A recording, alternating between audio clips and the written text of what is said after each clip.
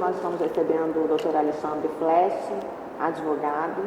Ele também é professor da EMERGE, da FGV, de Processo Civil, e é autor dos livros Código de Processo Civil Comentado e Manual do Advogado. Bem-vindo, Alexandre. É um prazer receber você aqui hoje. Muito obrigada, por aceitar o nosso convite. Bem-vindo, professor. Bom, vou começar fazendo as perguntas. A primeira é quais foram as principais mudanças do novo Código de Processo Civil, que já não é tão novo assim, 2015, mas para a gente sempre vai ser uma novidade, até pela minha área que é criminal. Então, quero saber quais as principais mudanças que atingem os sujeitos do processo nesse CPC. Bom, primeiro quero dizer que eu fiquei muito feliz com o convite. Eu acompanho o canal desde quando ele foi lançado. Eu vi nas redes sociais de vocês, eu vi que vocês lançaram, que fizeram a divulgação e tudo. E eu fiquei muito feliz. Eu mesmo ajudei a divulgar, porque eu fiquei muito feliz de ver o canal. Eu sempre gosto de ver o direito sendo divulgado por essas mídias novas. Sabe, a gente está num salão nobre que remonta ao passado, mas a gente não pode esquecer que o futuro é isso que a gente está fazendo aqui. Então, em primeiro lugar de tudo, muito obrigado pelo convite. Em segundo lugar, e que parado com o primeiro, parabéns pela iniciativa de vocês. E obrigada por muito, ter muito vindo. legal. Eu também estou assistindo o artigo por artigo do seu canal no YouTube. Ah, sim, muito obrigado. Estou esperando ansiosamente chegar no último. Pode deixar. Que aí, enfim, terei conhecido o CPC todo. Se a ansiedade for muito grande, eu posso gravar logo o último e depois eu volto para gravar o resto, não tem problema. Olha, essa pergunta que você me fez, e aí me dirigindo a você que está me assistindo também, essa pergunta que você me fez, ela é bem especial. Porque o que o Código Novo fez, o que o CPC de 2015 fez para melhorar a atuação dos sujeitos do processo? E aí eu digo todos os sujeitos imparciais, como magistrados, sujeitos parciais, como as próprias partes e seus advogados. E o mais curioso é que quando a gente é velho, e eu sou velho, quando a gente é velho, a gente viveu muita coisa e consegue aproveitar a experiência para outras. E eu não tenho a menor dúvida de dizer que na época do Código Velho já havia uma série de normas que regulamentavam a atividade do sujeito processual, do magistrado, do advogado, da própria parte. Essas normas já existiam. Só que elas eram tão abertas, elas confiaram tanto que as partes cumpririam essas normas, que os magistrados cumpririam essas normas, que elas não foram minuciosas, que elas não foram específicas. E aí a gente acabou indo por um outro caminho. Eu vou dar alguns exemplos, mas sem comentá-los, e aí ao longo da nossa conversa a gente vai comentando. Por exemplo, decisão interlocutória proferida no processo civil. Na época do Código anterior, o recurso cabível era agravo retido. Não era agravo esse ou aquele, era agravo retido. E se por acaso aquela interlocutória fosse capaz de causar uma grave lesão de difícil reparação, aí, excepcionalmente, se interpunha o agravo de instrumento. Na prática, o que se via na época do Código anterior é que os agravos de instrumento eram em número muito maior do que os agravos retidos. E eu uso como experiência a minha atividade. Na minha vida de CPC antigo, que foram 20 anos, eu interpus muito mais agravos de instrumento do que agravos retidos. Muito mais. Então, será que eu estava muito mais na exceção do que na regra? Provavelmente não. É porque advogado tem uma característica. Boa ou ruim, a gente não tem como dizer. Mas o advogado tem uma característica. O advogado quer resolver tudo rápido, quer resolver tudo na hora. E aí o agravo retido só seria julgado junto com a apelação daqui a não sei quanto tempo. Então o advogado sempre, e aí para não ser generalista, alguns advogados, e eu me incluo, os advogados sempre buscavam uma forma de achar uma grave lesão de difícil reparação para interpor o agravo de instrumento, em vez da regra que era o agravo retido. Aí vem o Código Novo e, em outras palavras, disse o seguinte: senhor advogado, o senhor não soube se comportar. O senhor não soube interpor com parcimônia o agravo de instrumento e interpor como regra o agravo retido. Então, se o arbítrio de dizer qual era o agravo cabível era seu e você não soube fazer direito, agora é meu. de lei. Eu, lei, vou dizer quais são as hipóteses de agravo de instrumento. E aí vem um rol no 1015 que diz: o agravo de instrumento é cabível nas seguintes hipóteses. 2 pontos, 3 incisos. O problema é que, num extremo, que era o Código Velho, era aberto demais. E no outro extremo, que é o Código 2015, pode ter ficado fechado demais. Não há dúvida que o rol do 2015, a intenção do legislador foi deixá-lo fechado. Não há dúvida disso. Mas será que ele legislador, será que ele foi capaz de prever todas as hipóteses em que uma interlocutória exige uma reprimenda imediata? Será que ele foi capaz disso? Eu acredito que não. O STJ recentemente acreditou que não. O ministro Salomão disse o seguinte: olha, se for uma interlocutória falando sobre incompetência, não está no rol 2015, mas vamos admitir o agravo de instrumento. Até porque senão o processo segue, chega até o final, produz prova, para se descobrir que o juiz era incompetente, voltar tudo de novo, começar um novo processo. Exatamente. Eu sempre dou o mesmo exemplo. O processo está tramitando, ele foi proposto e tramita aqui no Rio de Janeiro. Aí o juiz, na conclusão da inicial, diz assim: reconheço a minha incompetência absoluta. Remetam-se os autos para a comarca de Rio Branco, no Acre. Essa é uma interlocutória que não cabe agravo de instrumento porque não tem previsão no artigo 1015. Sobe o processo para o Acre. Sobe, a gente fala sobe do tribunal, mas sobe porque bem lá em cima, né? Na fronteira com a Bolívia. Sobe o negócio para o Acre. Aí chega no Acre, o juiz de lá, tudo bem, é aqui mesmo, pode deixar. E aí fica 4, 5 anos discutindo aquele processo, até proferir sentença. Profere sentença, vem a apelação. Na apelação, eu alego a incompetência do juiz do Acre, porque tinha que ser Rio de Janeiro. O tribunal do Acre reconhece e manda voltar para cá. É claro que o juiz do Rio pode aproveitar os atos praticados pelo juiz do Acre, mas ele pode não aproveitar. E aí foram 5 anos jogados fora. De tempo, de dinheiro, de economia processual, outro espaço. Então, como é que eu vou dizer isso sem parecer cinismo da minha parte? É preciso chegar no meio do caminho em que não seja aberto demais e que não seja fechado demais. Como se faz isso? Com bom senso. Ah, mas eu já podia ter bom senso no Código Velho. Podia, mas não tinha. Então é o caminho que a gente tem que seguir. O direito é sempre bom senso, até porque nesse caso você acaba querendo conferir uma celeridade, sim, mas vai atrasar o processo, que no final, se tiver que produzir nova prova, se for declarada alguma nulidade, sim, você vai acabar atrasando. Então, falta às vezes o bom senso para se chegar ao meio termo. Até por conta de uma segurança jurídica, porque o agravo, se a questão for decidida naquele momento, você não vai ficar com essa insegurança de saber como será no futuro, né? No caso de apelação, será que vai voltar, não vai voltar? Então, vê se não é uma questão de bom senso. Não sei se eu falei alguma besteira, tá? Porque... Não. Pelo contrário. Pelo contrário, o teu exemplo foi pontual e foi direto onde deveria ir. Vê se não é uma questão de bom senso. Artigo 1015. Cabe agravo de instrumento contra as seguintes decisões interlocutórias. E aí vem uma lista de interlocutórias. Uma delas diz assim, que é o inciso 5. Cabe agravo de instrumento contra a decisão do juiz que indefere a gratuidade de justiça. Aí eu já ouvi alguns colegas seus, magistrados, dizendo assim: por isonomia, se da decisão que indefere cabe agravo de instrumento que é imediato, da decisão que defere também deveria caber. Mas isonomia não é tratar iguais com igualdade e desiguais com desigualdade? Claro que é. Se o juiz indefere a gratuidade de justiça, qual é a consequência imediata? O autor recolhe custas ou o processo dele é extinto sem mérito. Então eu preciso atacar essa decisão de imediato? Preciso. Mas se o juiz defere a gratuidade de justiça, o prejuízo é para o réu, porque se ele vencer no final, ele vai querer receber tudo que ele gastou naquele processo. Então, em que momento o defiro gratuidade de justiça vai causar, eventualmente, um prejuízo ao réu? Na sentença. Então, ele que recorra como preliminar de apelação.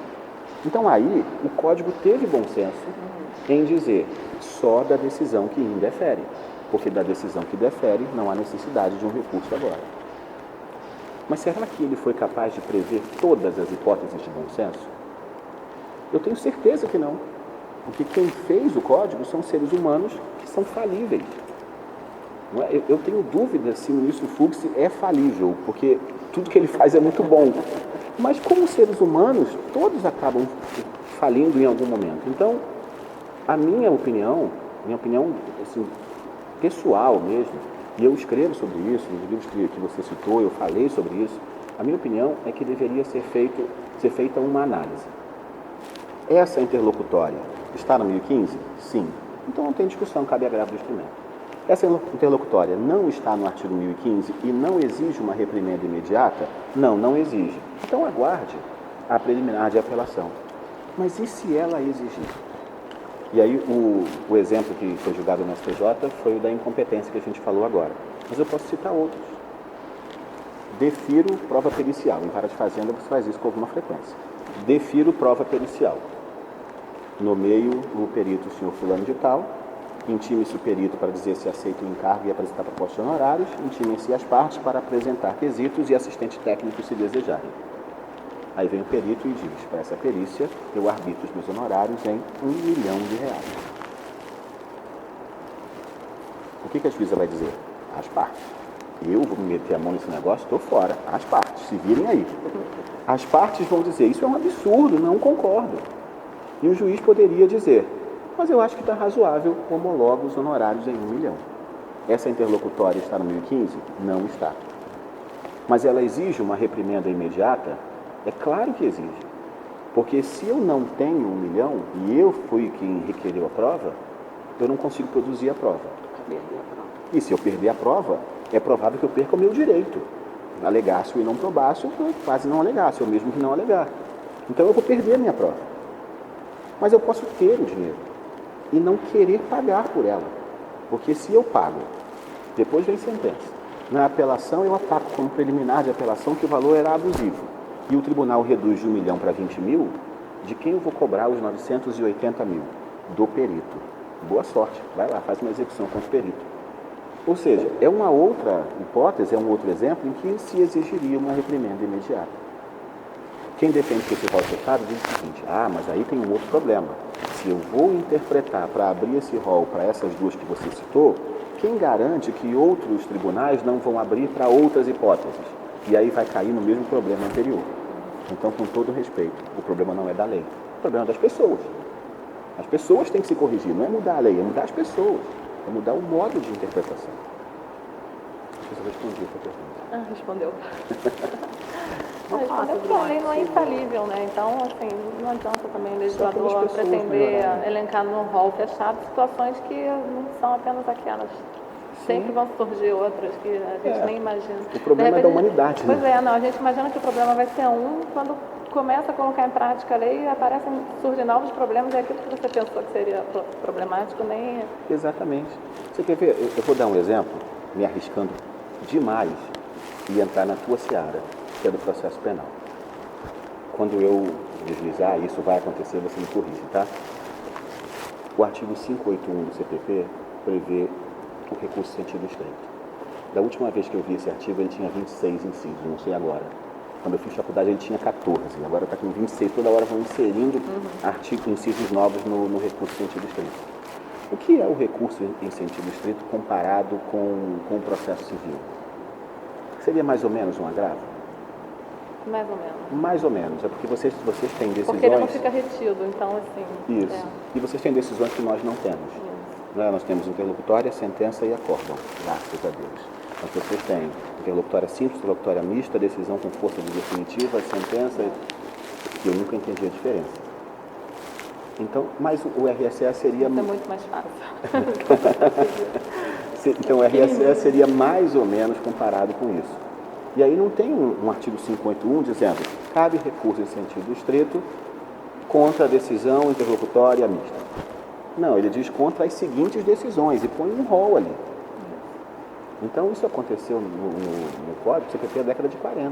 Mas no CPP fica muito mais fácil, porque como você está lidando com questões pessoais e não são patrimoniais, a gente sempre pensa assim, o que é melhor para o réu. Acaba gerando algumas situações de injustiça, porque como você não pode atribuir também um efeito suspensivo a esse recurso, então no caso, por exemplo, de uma soltura, o Ministério Público teria que pedir um efeito suspensivo para o réu não ser solto e ele não consegue, porque isso daí seria através de mandado de segurança, né, para dar um efeito que o recurso não tem. Então, isso acaba gerando uma situação ruim para a acusação, mas o código sempre é voltado em prol do réu. Do réu. Né? Tem um princípio latim para isso, acho que é Flávio Rei, não é? Isso. Ainda se fala disso? Então, faz tempo que eu falei sobre isso. Mas eu já vi o Ministério Público tentando muito atribuir algum efeito suspensivo para essas decisões que acabam ficando desprovidas de qualquer recurso. Então, Não, sabe o que eu queria te perguntar? Essa questão da cooperação, que agora o advogado ele pode cooperar, inclusive no momento de fazer o saneador, e tem uma nova participação, né, que o novo Código de Processo Civil trouxe. E eu, como juíza, tenho uma certa dificuldade em dividir o meu saneador com alguém. eu acredito. Quando você diz meu saneador, porque assim, saneador é do processo. Quando você fala meu saneador, eu já vi que você tem um apego a ele. Eu percebi. Então, eu queria que você trouxesse essa questão para gente. Como que... Ameniza isso para mim, Alexandre. Como é que a gente pode fazer um saneador conjunto, por exemplo? Muito se fala do princípio da cooperação, né, que está no artigo 6º do Código. Na verdade, a cooperação está espalhada pelo Código inteiro. E já estava no Código anterior. A gente volta àquela questão, o Código anterior ele deixou tão aberto que as pessoas acabavam não aplicando. Aí vem o Código novo e fala especificamente da cooperação no artigo 6º. Mas fala de cooperação sem usar essa expressão em outros artigos. Vou dar um exemplo. O artigo 4º fala da duração razoável do processo. Ele diz, o juiz deve proporcionar uma rápida solução do conflito, inclusive a sua execução. O que é isso, senão a cooperação do magistrado na rápida solução do conflito? Então, o artigo 6º é uma norma em branco, que diz, as partes devem cooperar para ter uma solução mais rápida e mais justa. E aí, ao longo do Código, a gente vai vendo hipóteses específicas desse tal princípio da cooperação. E aí, o exemplo mais famoso é esse que a Mirella nos deu agora, que é a da cooperação no saneamento. O professor Luiz Rodrigues Wander criou uma expressão, e eu sou amigo pessoal dele, então eu tenho muito orgulho de falar que ele criou essa expressão, chama saneamento compartilhado, que é o 357, parágrafo 3º. Diz o seguinte, o saneamento, por definição, é a decisão em que o juiz vai resolver questões processuais pendentes, declarar que a forma processual está em ordem, portanto saneado, e dali para frente vamos rumo ao julgamento do mérito. Quando eu era estudante de Direito, vocês deviam estar na 6ª série, tinha uma expressão que era despacho saneador. Essa expressão sempre foi muito ruim, porque despacho, por definição, não tem cunho decisório. E quando no saneamento você diz estão presentes condições, são ausentes pressupostos e assim por diante, isso não é despacho, isso é decisão. A decisão mais importante do processo depois da liminar é o saneamento. Eu concordo, é o saneamento. E mais, não é uma decisão saneadora. Com todo respeito, e eu estou cercado por duas magistradas, me perdoem, com todo respeito, mas não é o juiz que saneia o processo. A decisão não é saneadora. Saneador, em português, é o que saneia alguma coisa. Igual patinadora que patina, educador que educa. Saneador é o que saneia alguma coisa. Mas não é o juiz que saneia o processo. Quem saneia o processo são as partes. Porque quando o juiz identifica um vício, ele não corrige o vício. Ele manda a parte corrigir. Ao autor para isso, ao réu para isso, ao cartório para isso. Na verdade, vocês magistradas têm uma função mais importante, que é declarar se o processo está saneado ou não. Daí o Código atual dizer decisão de saneamento. Esse saneamento significa, eu vou olhar o processo, eu vou ver se as questões processuais estão em ordem, e se estiverem em ordem, eu vou fazer a organização do processo para o julgamento do mérito.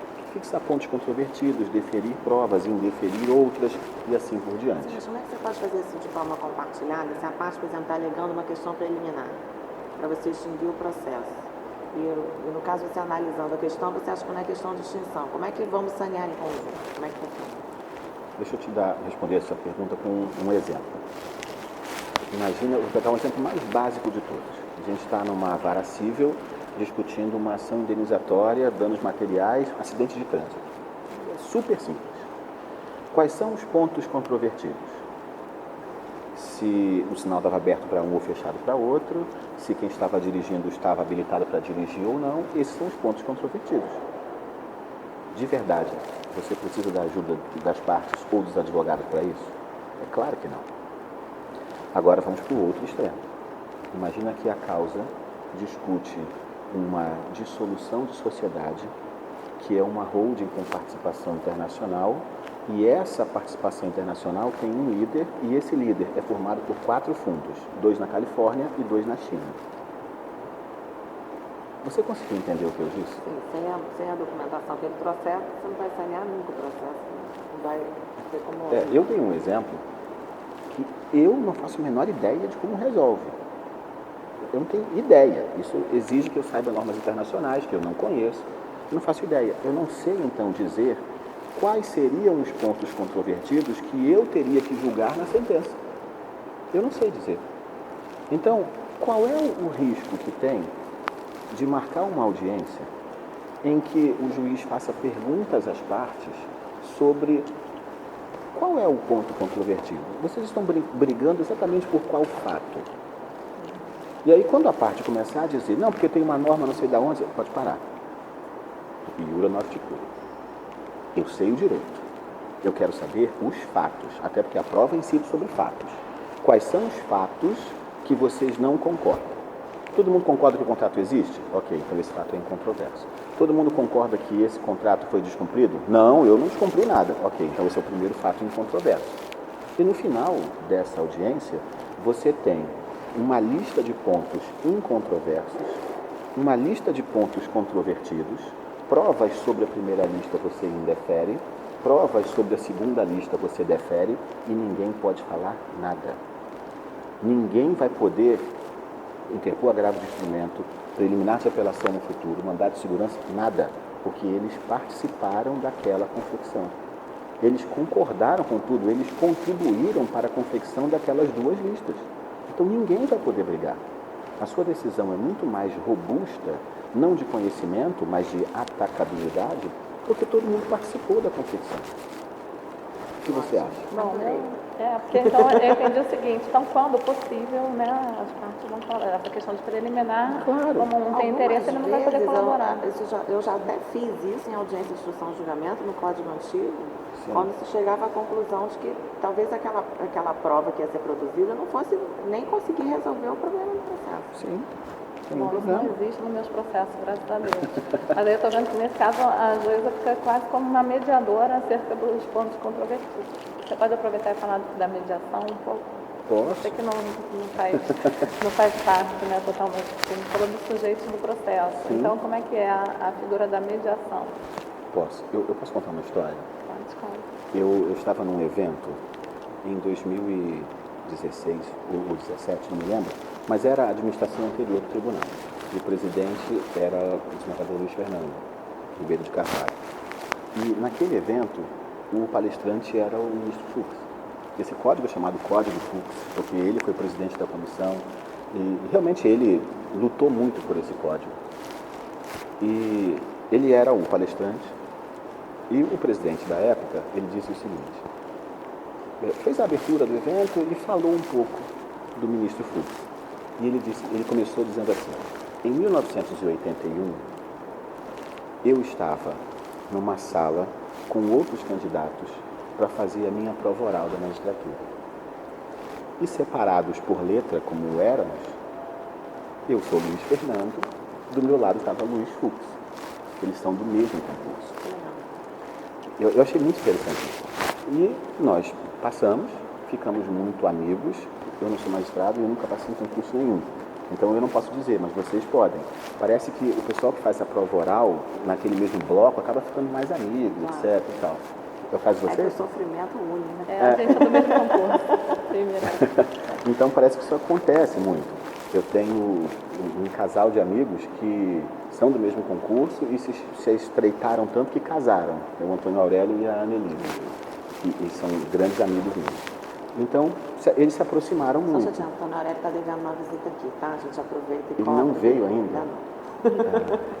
Desembargador Antônio Aurélio, desembargador no TRL, desembargador Antônio Aurélio, o senhor tem que fazer uma visita aqui, O senhor vai gostar muito. Não vai ser um compromisso, vai ser uma diversão, acredite. Estamos cobrando. Isso. No YouTube. Estamos cobrando no YouTube e agora eu vou implicar com os câmeras. Não corta isso não, né? Deixa isso na edição, que isso aí fica um recado para o desembargador Antônio Aurélio. Bom, e ele continua dizendo o seguinte, aí nós passamos no mesmo concurso, tomamos posse juntos, fomos para o interior juntos, embora com marcas diferentes, mas próximas, e ficávamos se falando sempre. E ainda ele continuava dizendo, o Fux, ele marcava um monte de audiências de conciliação. O código previa uma, ele marcava 2, 3, 4 audiências de conciliação. E tinha um índice de conciliações positivas enorme, gigantesco. Então, e aí continuou falando outras histórias, e eu tirei aquilo para mim, e fiquei pensando, então é uma coisa que vem dele. Ele sempre acreditou que a tentativa de conciliação é o melhor caminho. Mas o juiz Mauro Nicolau faz isso na vara dele, que é a vara civil, acho que tem menor número de processos hoje em dia, menor acertos. Ele tenta Ele cuida pessoalmente de todas as audiências de conciliação, é ele que preside. Isso. E a 48ª, que é onde ele está, tem as melhores estatísticas do tribunal. Ele consegue, hoje não tem mais o sumário, mas na época do rito sumário, ele conseguia dar distribuição até a sentença, levar 2 meses, 3 meses. Os que trabalham com direitos indisponíveis, infelizmente, leva um pouquinho mais de tempo. Associação criminosa, tráfico, roubo, não dá pra gente conciliar, né? Mas falando de atuação dos sujeitos do processo, o Dr. Mauro Nicolau é um exemplo típico disso. Ele determinava, defiro perícia, intime-se o perito, 5 dias para se manifestar, sob pena de substituição. Não se manifestava, ele trocava, era outro. Aí vinha o outro, ou vinha o primeiro que tinha cumprido o prazo, e dizia, eu quero tanto de honorários, eu homologava aquilo, laudo em 20 dias.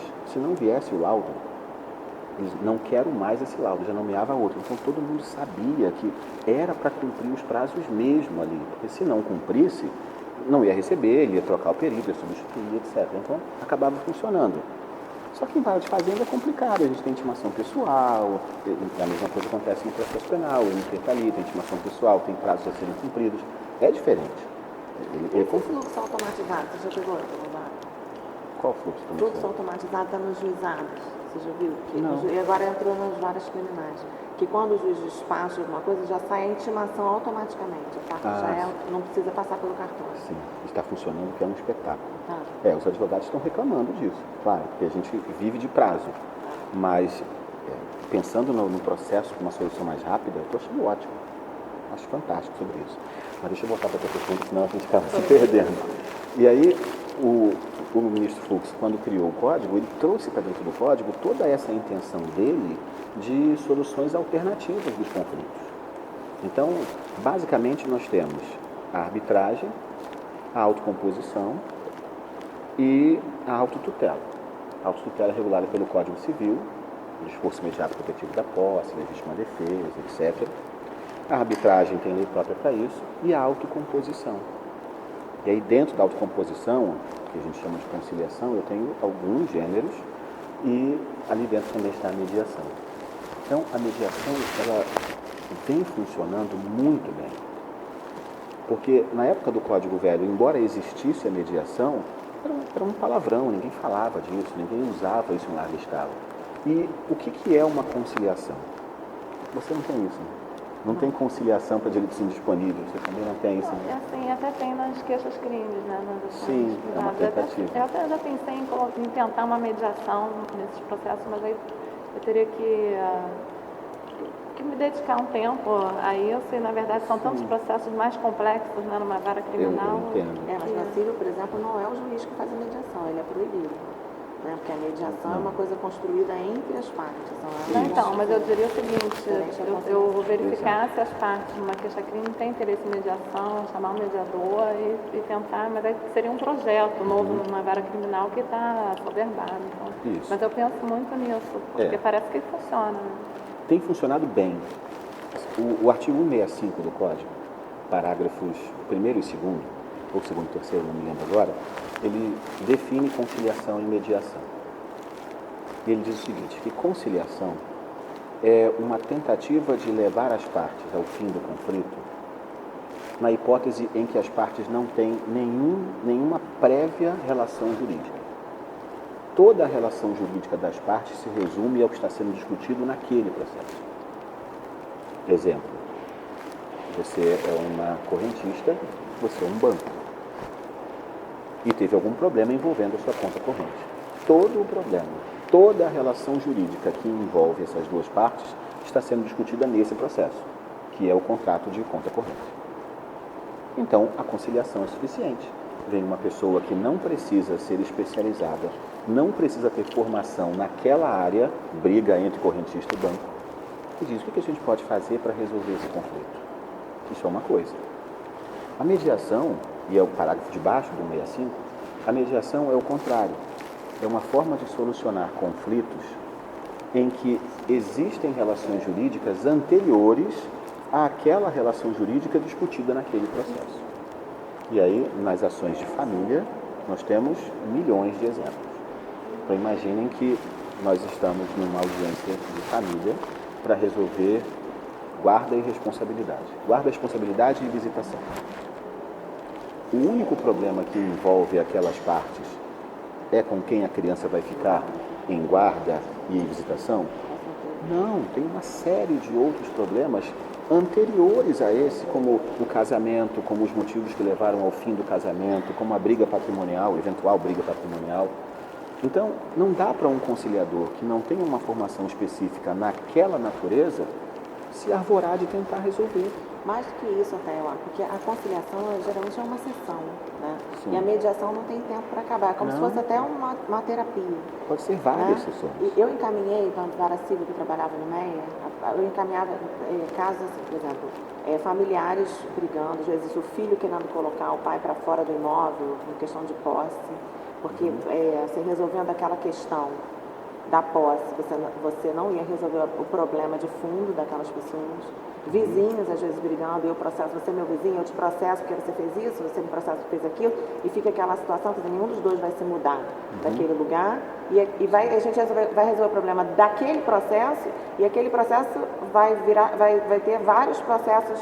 Sim. Que vão filhotes, seguir, né? Vão seguir um monte de processos. Porque enquanto não se resolver a relação pessoal, que deveria se prestar tutelar assim, os bens jurídicos mais importantes para a coletividade, e eu me deparo ali com isso, com alguma coisa que era no início uma briga de vizinho. Olha quantos processos poderiam ter sido economizados. Uma boa mediação. Sim. E, assim, a quantidade de processo nem é tão relevante.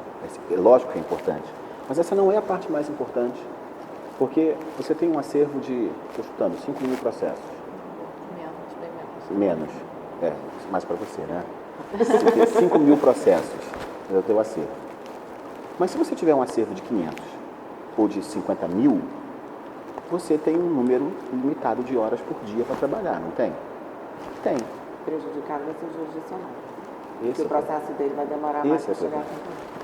O juiz que diz, eu tenho, e essa é a minha visão de advogado, eu não sou magistrado, mas o juiz que tem 5.000 processos ou 50.000, para ele, o trabalho vai ser igual.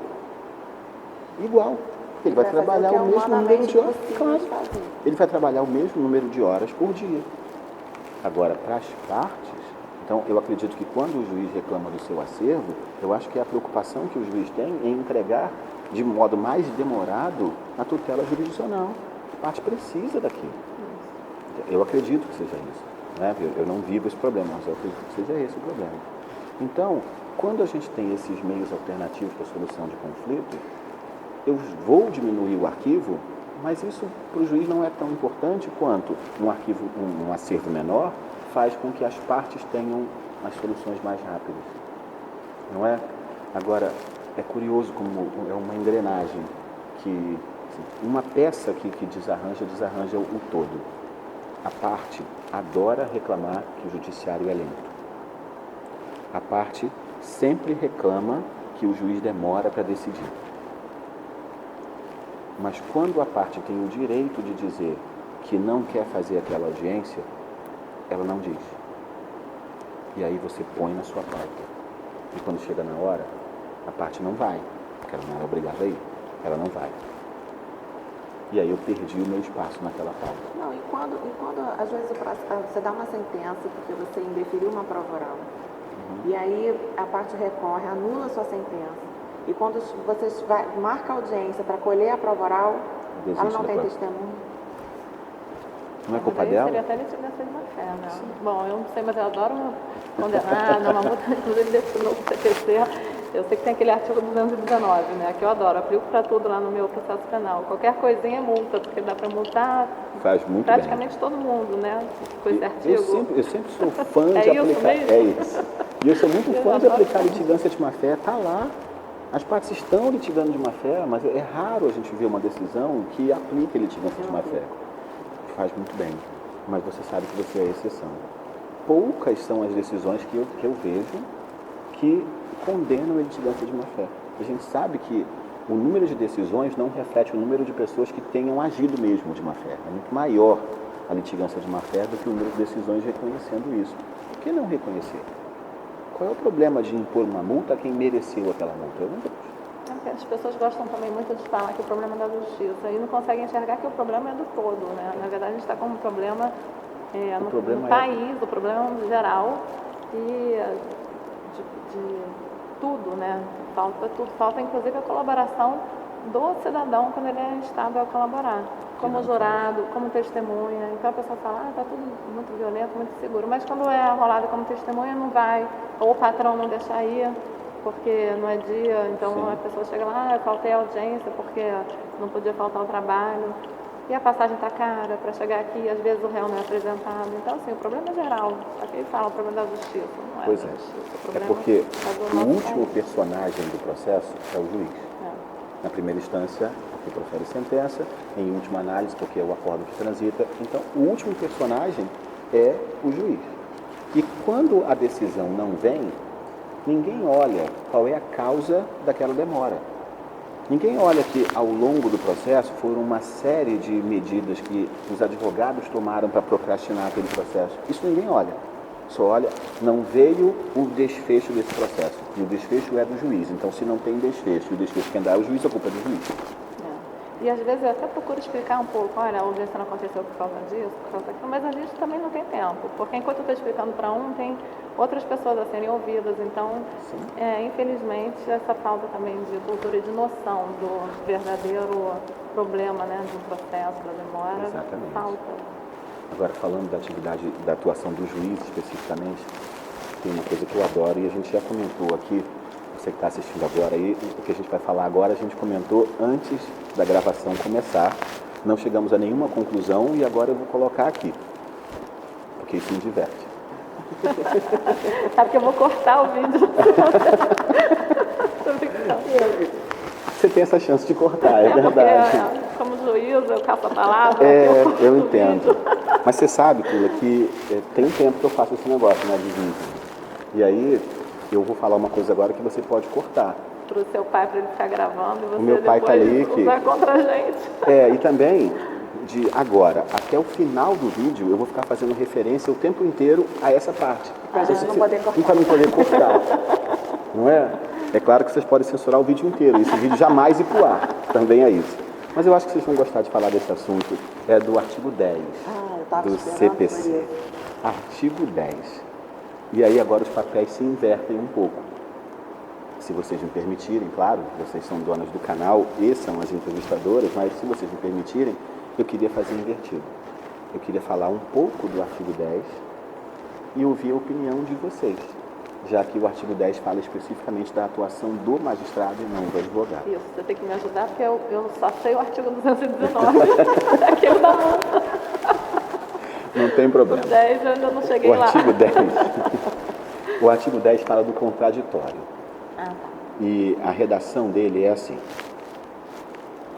o juiz não pode, em nenhum momento, em nenhum grau de jurisdição, proferir absolutamente nenhuma decisão sem que seja dada prévia oitiva das partes, sem que seja oportunizado às partes se manifestarem sobre aquilo. Essa é a redação do artigo 10. Não é a redação completa. Tem uma vírgula e mais uma frase que eu falo já sobre ela. Esse é o contraditório. O senhor juiz não decida sem antes ouvir as partes, porque as partes têm o direito de se manifestar no processo. Só que Está na Constituição. Está na Constituição também. Salvo engano, que é uma lei maior, etc. Está lá na Constituição. Mas aí o que acontecia era o seguinte, na época do Código Velho isso era comum. Acontecia o seguinte, as questões de ordem pública, o juiz pode conhecer de ofício. E se pode conhecer de ofício, não precisa ouvir ninguém, vamos decidir direto. O que não se dava conta na época do Código Velho é que decidir de ofício não é a mesma coisa que decidir inaudita altera a parte. Decidir de ofício é uma coisa e decidir sem a oitiva das partes é outra coisa diferente. Pode decidir de ofício sem requerimento das partes, mas não sem contradição. Mas sem ouvir as Parece partes. que não dá para ser muito. Então, vamos por partes. Vamos tentar dar opiniões que não sejam cortadas depois da edição. Vamos por partes. Assim, o clima está bem descontraído, está bem divertido, mas eu sei que a partir de agora vocês vão ter que ter muito cuidado no que falarem, para não adiantar algo que fariam na função de magistradas. Aqui a gente está numa função acadêmica. Mas eu entendo que vocês não podem adiantar coisas para não se vincularem no futuro. Não, mas para mim é fácil isso, porque eu sempre vou ouvir a defesa se eu for decidir algo em prejuízo da defesa. O Ministério Público, eu procuro ouvir sempre, mas tem aquela questão da colaboração entre as partes, então se eu for decidir alguma coisa que eu sei também que não vai ser objeto de recurso, Ouvir todo mundo não custa nada, né? Eu vou dar um exemplo. Vocês me disseram que esse vídeo dura em torno de 40 minutos. Mas eu estou pensando em alterar e ficar aqui 2 horas falando com vocês. O que você acha? Pode ou não pode? Não, por mim pode, mas tem que pensar para todo mundo, né? Te câmera. Você, o que você acha? Não dá para Paulo. Tem que pensar para a Paula também, que está ali, que vai gravar na sequência. Entendi. Então tá bom. Então agora eu vou decidir, o vídeo vai ter 2 horas de duração. A minha decisão foi de ofício? Foi. Porque ninguém me perguntou quanto tempo eu queria que o vídeo durasse. Mas mesmo tendo sido de ofício, ela não foi inaudita altera parte. Porque eu ouvi primeiro vocês antes de decidir uma coisa de ofício, porque eu não fui provocado para isso. Então, julgar de ofício é diferente de julgar inaudita. É muito diferente. Às vezes a parte vai morrer. Se você for ver outra parte, ela vai morrer. Então você quer exceções ao artigo 10. Vamos falar sobre elas. Aí você vai estar dando preferência a ouvir outra parte do que a salvar a vida da parte autora, por exemplo. Então, mas essa é uma exceção, a gente resolve isso, não dá para resolver. Aí tem a vírgula que tem no artigo 10 que ficou faltando. Por ele completo agora. O juiz não pode decidir absolutamente nada sem dar às partes a oportunidade de se manifestarem previamente. Vírgula. Ainda que se trate de matéria que o juiz deva conhecer de ofício. Esse é o artigo 10. É um artigo tão odiado que ele ficou conhecido como o 10. Ah, isso aí é 10, né? E tem que aplicar o 10. O 10 é uma expressão que ficou famosa por causa disso. O juiz tem que ouvir todo mundo sempre, mesmo que seja questão que ele possa decidir de ofício. Esse artigo não é contraditório? Não é, porque decidir de ofício é diferente de decidir sem ouvir as partes. Ok.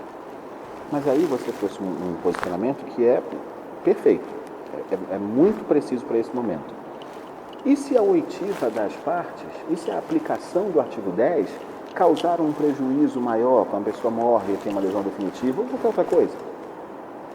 Em vara de fazenda é muito comum, ter medicamento, Como direito a consenso, eu imagino que haja uma exceção. Sim. Agora, a questão de medicamentos foi para os juizados, né? Regra geral. Os juizados fazendários. Que também se aplica o CPC, então também tem que aplicar o 10 lá. Mas isso é uma exceção. O artigo 10 é a regra, tem que ouvir. Hoje, né, a gente não pode dizer depois. A gente pode estar sendo assistido daqui a 5 anos, mas hoje o juizado ele conta em dias corridos. Com base? Com base em nada. Né? Com base em Bom, nada. eu ouvi que era com base na CLT. Aí eu já ouvi que é com base na CLT, já vi que é com base no Código Eleitoral. Tem que ser em base em alguma coisa, porque no CPC não é. Mas isso pode ser para outro vídeo, a gente fala sobre isso em outro vídeo, se vocês quiserem que eu volte. Mas, falando sobre o 10, é isso, tem que ouvir todo mundo. Mesmo que seja questão de ordem pública, que você possa conhecer de ofício, tem que ouvir todo mundo. Aí o parágrafo único do artigo 9º diz o seguinte: Essa história toda não se aplica nos casos de tutela de urgência. Então, se for uma tutela de urgência, se a urgência é tanta que não dá tempo sequer de ouvir a outra parte, aí a gente faz um contraditório postergado. Primeiro defere e protege a parte e posterga o contraditório para depois da decisão ser proferida. Então, na verdade, você tem lá no artigo 9º, parágrafo único, o fundamento para todas as vezes que você quiser decidir primeiro e ouvir depois. A única coisa que a lei não permite, pelo menos por enquanto, a gente não sabe a jurisprudência depois, é que se decida e não se permita a parte se manifestar, aí seria inconstitucional. Mas decidir primeiro e ouvir depois é uma exceção. E não é aquela exceção perdida num parágrafo não sei de onde que não se aplica. Não, é uma exceção que é bastante utilizada, porque é muito comum você ter no processo a necessidade de uma tutela de urgência. Aí eu pergunto a você, se você vai indeferir, tem prejuízo para outra parte você não ouvir outra parte? Mas você vai indeferir pelo que você ouviu dessa parte aqui. Então, os argumentos da parte autora O que já é? te convencem que você vai indeferir. Então você vai ouvir a outra parte para quê? A outra parte viria apenas para te dar argumentos para que você indefira o que você já se convenceu de indeferir. Sim, mas e a duração razoável do processo? Então, nesse caso, não há necessidade de ouvir. Fica alguma coisa, Padre vamos não ver. ter sangue. Padre nulité tá. sanctifica. Não há nulidade. nulidade sem... É engraçado, a gente traduz como não há nulidade sem prejuízo. Embora griffe ou grief, né, depende da região da França que você está, signifique dano. Gente, infelizmente não está em nenhuma região da França hoje. Então, Vocês podem então falar do jeito que se a gente quiser. Padre nulité sans griffe. Ou seja, não há nenhum prejuízo se você não ouvir a parte, porque a parte quer o indeferimento e você já vai indeferir de qualquer maneira. Então não tem prejuízo nenhum. Então precisava o artigo 10 ser tão categórico que em nenhuma situação você pode ouvir. O artigo 10 trouxe a regra. A gente tem muitas exceções. É que quando a gente fatia o código e olha só para o artigo 10, ele é assustador. Eu tenho que ouvir para absolutamente tudo? Não. Confesso a você que a primeira vez que eu fui ler o projeto de código eu parei no 10. Eu falei, eu não vou ler mais. É melhor não ter problema com isso, né? Eu não sei se a gente ainda tem tempo. Eu tinha outra questão para provocar vocês. Temos? Ah, então vamos falar sobre a fundamentação da decisão judicial. Vamos. Pode ser? Na época do Código anterior, o artigo 93, inciso 9, dizia: todas as decisões judiciais são públicas e devem ser fundamentadas por pena de nulidade absoluta. Então, O que também já está na Constituição, artigo 93, né? 93, 9, está lá. Não mudou, né? Não, continua igual. Então já estava escrito que Não precisava o juiz tem estar que no fundamentar. Mas o Código não veio dizer que tem que fundamentar. O Código veio dizer Lembra? como fundamentar. Esse é o problema. Fundamentar, fundamentadamente. Deve ser, né? Eu não sei, porque eu não cheguei no artigo Talvez 10. fosse melhor assim. Eu vou ler para você então o artigo da fundamentação. É divertido. Para mim, que não sou juiz. Para vocês talvez seja assustador. E depois eu dou minha opinião sobre ele. Eu procuro fundamentar, né? Até porque eu estou levando o sujeito à prisão, então... Você vai pedir conselho de alguém. Você vai a um ministro religioso pedir um conselho. E aí ele diz assim: minha filha, não use crack. Pare de comer carboidrato depois das 18 horas. E pare de proferir decisões estando alcoolizado. Aí você olha para ele e diz assim: esses conselhos foram horríveis, porque ele mandou que eu não faça coisas que eu já não faço. Odiei esses conselhos, eu vou embora. Ele te deu conselhos, todos na negativa. Não faça isso, não faça isso, não faça isso. Só que ele não te conhece. E como ele disse para você não fazer o que você já não faz, você odiou aqueles conselhos. Concorda?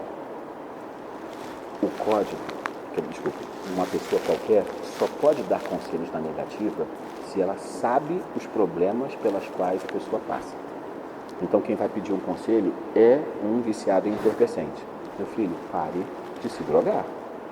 Aí o conselho é bom. Conselhos na negativa pressupõem que o aconselhador conheça o aconselhado. O Código, quando fala sobre fundamentação das decisões judiciais, fala na negativa, mostrando claramente que conhece as mazelas do judiciário. E quem fez o Código é juiz de carreira. Diz o artigo 489, parágrafo 1º. Não se considera fundamentada decisão judicial que... E aí vem 6 incisos dizendo o que não é fundamentação. E aí diz assim, inciso 1. Não, eu vou falar as 6, você que está me assistindo, se por acaso o inciso que eu falar não for o que eu disser, eu vou falar os 6. Se eu inverter o artigo, me perdoe. Inverter o inciso, me perdoe. Inciso 1. Não é fundamentação se você usar a simples menção a artigos de lei ou a paráfrase de artigos de lei. Exemplo. Folhas tais. Indefiro. Artigo tal do Código Penal. Artigo tal da Lei 8666. Isso não é fundamentação, embora pareça, porque você não disse qual é a relação entre esse artigo de lei e a causa do indeferimento. Então ele diz, isso não é fundamentação. Do nexo de causalidade. Né? Diga por quê. Faltou você colocar as palavrinhas entre os artigos, fazer o link, né? Entre os artigos. Custava? Deve ser a pressa, né?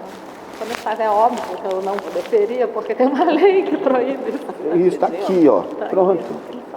O inciso 5, por exemplo, é muito parecido com o primeiro, só que em vez de artigos de lei, são julgados. Folhas tais, indefiro, resp. tal. Ponto, acabou. Ué, mas eu preciso saber qual é a relação entre esse acórdão que está sendo citado e o meu caso concreto. Então, se eu simplesmente digo indefiro, resp. tal, isso não é fundamentação. Inciso 2. Não é fundamentação se você se valer de conceitos jurídicos indeterminados. Por exemplo, com relação ao pedido de folhas tais, defiro com base no princípio da boa-fé. O que é boa-fé? Não existe definição na lei de boa-fé. Tem na doutrina, e cada autor tem a sua definição de boa-fé. Então, diga, senhor magistrado, qual é a sua definição de boa-fé. Inciso 3.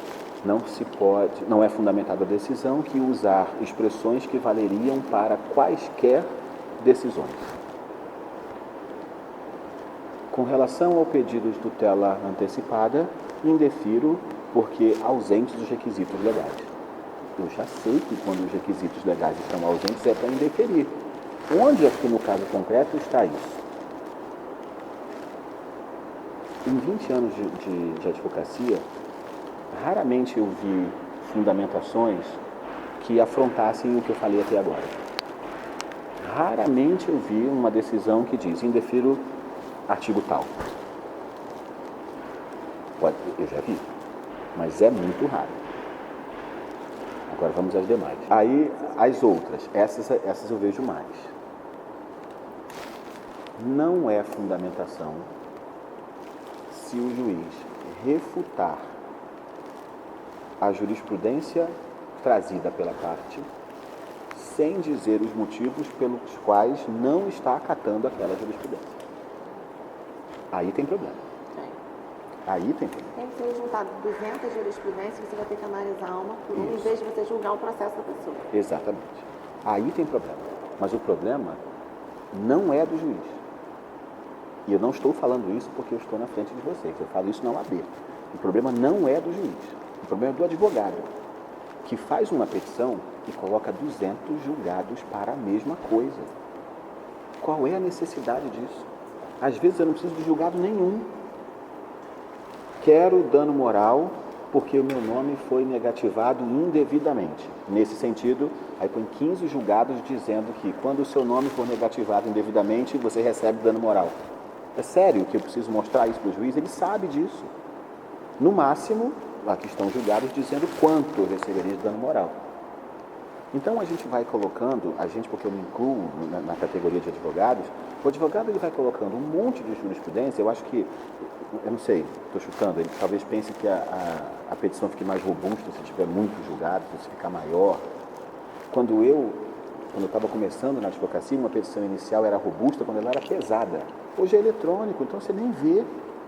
Você nem vê se a petição é boa ou ruim pelo tamanho dela. Porque eletrônico, você vai na raiz, você vê página por página, não faz muita diferença. Eu não sei se você tem estagiários, ou passa por isso também. Às vezes eu recebo alguns estagiários, eles enchem de jurisprudência e eu pergunto assim, mas por que isso? Aí ele fala, não, por isso, aquele. Então, isso que você está me dizendo, escreve. Porque isso só precisa disso, basta, que é fundamental. Escreve isso que você me disse, está fundamental, acabou, em 5 linhas. Então, juntam julgados que você vai olhar ali no meio um parágrafozinho falando sobre o assunto que você está decidindo, quando na verdade basta perguntar por que isso, sabe? Por isso, então escreve, né? Uma frase, às vezes é suficiente. Então, se o advogado se comportar como deveria e usar com parcimônia os acórdãos que ele costuma colocar em profusão numa petição, pronto, aí fica coerente. Porque aí, né, o juiz não vai refutar todos, não vai, a sentença não vai ser anulada e a partir daí não vai refutar mais nenhum. É isso. Você acabou de resumir. É isso. No Lembra? juizado eu costumava, desculpa ter interrompido, mas às vezes o contrato ia de forma muito simples para a parte, sem explicar determinados aspectos. E quando vinha a contradição era gigante, cheia de explicação, de jurisprudência. Eu falava, como é que pode, então, a parte está me dizendo que cumpriu o dever de informação, quando se dirige ao magistrado, junta palavras em caixa alta, em negrito, milhões de jurisprudências, e quando se dirige à parte, ao consumidor, o contrato se restringe a uma folha com um parágrafo. Porque é o que interessa a ela. Pois é. Claro. Então, é aquilo que nós... Pode ser um tiro no pé, né? Eu acho que sim. Era aquilo que nós falávamos ainda há pouco da engrenagem. O processo é uma engrenagem toda fechada. Como é que o juiz vai poder rebater um por um daqueles acórdãos que ele não quis usar no seu julgado? É porque a outra parte da engrenagem é o advogado usou poucos acórdãos na petição dele. Aí, se ele usar muitos, o juiz tem a obrigação de refutar todos ainda. Não vai fazer. Então, é preciso que haja uma consciência de todos. A gente vai chegando próximo do fim do tempo. Tem quanto tempo? Essa parte não precisa cortar, não. Pode deixar. Eu perguntando mesmo, quanto tempo eu tenho para falar? Eu não sei. Porque eu sei que tem uma questão da piloto e tal. Mas eu acho que a gente está se aproximando do final e a gente está terminando o vídeo do jeito que a gente começou. Qual é a atuação do sujeito do processo no novo sistema processual? E aí eu vou terminar do jeito que eu comecei. Nós todos precisamos de uma atuação com coerência. Não adianta a gente querer que o juiz cumpra a parte dele se a gente não cumpre a nossa. Como o juiz também não pode querer que nós cumpramos a nossa parte sem que ele cumpra a dele. A ideia da cooperação. Essa é a ideia da cooperação. Não tem processo célere também, ainda mais agora com o processo eletrônico, se a cada 5 minutos for interposta uma petição nova. Não vai. A gente vai ter que analisar todas as petições que foram juntadas. Olha, falando de comportamento, né? A atuação do sujeito, o comportamento do sujeito. O juiz, o advogado vai despachar com o juiz e ele quer ser atendido na hora que ele chega. Eu sou advogado e eu sei que quando eu falo isso nos eventos que eu vou, eu sei que alguns não gostam disso. Mas é a minha opinião, cada um tem direito de dar a sua opinião. O advogado, quando vai despachar, ele quer que o juiz atenda na hora. Mas será que o juiz está parado esperando o advogado chegar? Não, ele está fazendo alguma coisa. Ele pode estar conversando com outro advogado. Pode estar decidindo, pode estar fazendo alguma coisa. E aí eu pergunto o seguinte, você é advogado. Um cliente chega sem marcar a hora. Você vai atender?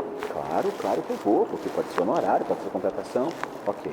Só que você está dentro da sua sala, terminando um prazo que é daquele dia.